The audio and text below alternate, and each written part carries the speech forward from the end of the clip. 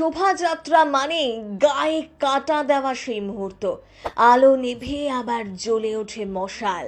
ভক্তদের সঙ্গে নেচে ওঠেন স্বয়ং দেবী বামা কালীও, শান্তিপুরের মূল আকর্ষণ। এই কালী পুজোর ইতিহাস জানেন?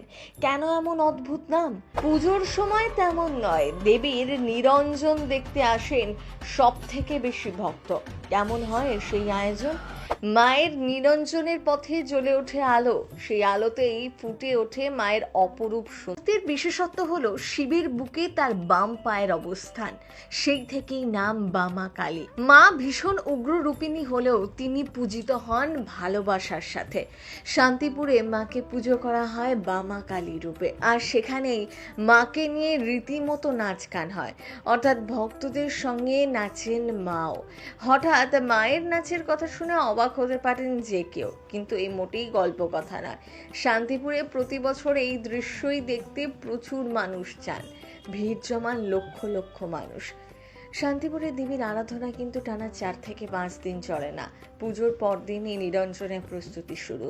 তার রুদ্ররূপ, সুবিশাল চেহারা, বিসর্জনের আগে শোভাযাত্রার সময় তার নাচ দেখে যেন শিহরণ জাগে দর্শনার্থীদের শরীরে। পুজোর পর অঞ্জলি হয়ে গেলে মায়ের মূর্তিকে মণ্ডপের বাইরে নিয়ে আসা হয়, নিরঞ্জনের প্রস্তুতি নেওয়া হয়। এরপর ঘাট পর্যন্ত নিয়ে যেতে যেতে নাচের আয়োজন। মায়ের মূর্তি একটি বাঁশের মাচায় করে ঘাড়ে বয়ে নিয়ে চলেন ভক্তরা, সে দেখার মতো। তাদের পিছন পিছন আরো অগণিত ভক্তের ঢল নামে, কাঁধে বাঁশ থাকা অবস্থাতেই লাফিয়ে লাফিয়ে নাচের ভঙ্গি করেন, নেচে ওঠেন মা কালীও। সেই ভিডিও ভাইরাল হয়ে যায় সোশ্যাল মিডিয়ায়। দূর থেকে ক্যামেরাবন্দি দৃশ্য দেখতে অভূতপূর্ব লাগে। প্রতি বছর শান্তিপুরে এই দৃশ্য দেখার জন্য কত মানুষ অপেক্ষা করে থাকেন। শান্তিপুরে বামা কালীর পুজোর পরদিনই এই নাচ হয়। ঐতিহ্যবাহী পুজোর পরদিনই নিরঞ্জন হয়ে যায়, সেদিনকেই এই নাচের আয়োজন। আর ভক্তদের হাতে যে মশাল থাকে, সেই আলোই যোগায় মায়ের নিরঞ্জনের পথের আলো। তাতেই আলোকিত হয়ে ওঠে চারপাশ।